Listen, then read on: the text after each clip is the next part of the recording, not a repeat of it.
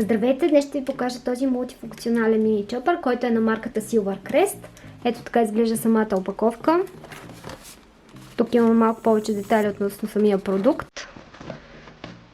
Самия контейнер е с вместимост 300 мл, може да разбива лед, 130 см е самия кабел, 260 вата и разполага с 3 години гаранция. А нека сега да погледнем и какво се съдържа в самата опаковка.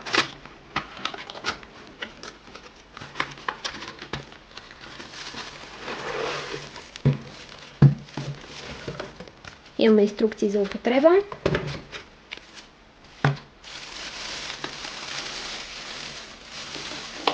И самия мини чопър.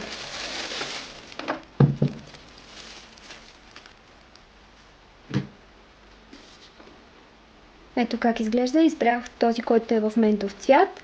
Има още два цвята, в бежево и в сиво. Това е самото контейнерче. Ето така се завърта, не се отваря капачката. Ето тук има описано максимума, до който може да поставяме зеленчуци, ядки, всичко, което желаете да разбиете. И самото ножче, като то може да се освободи. Ето това го водят наставка за разбъркване. И ето и самите ножчета.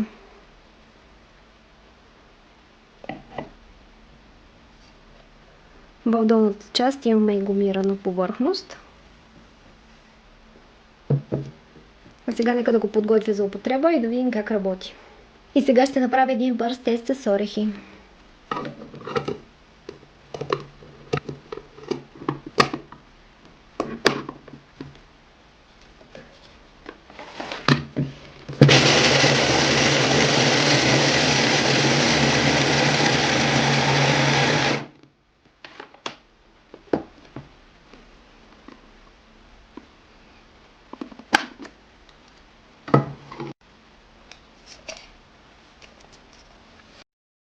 И ето как са сменени самите орехи. Смятам, че се получи доста добре. Ето сами може да видите. Хубавото при този чопър е, че много бързо може да бъде почистен. Като имате да измиете само ножчетата и контейнера.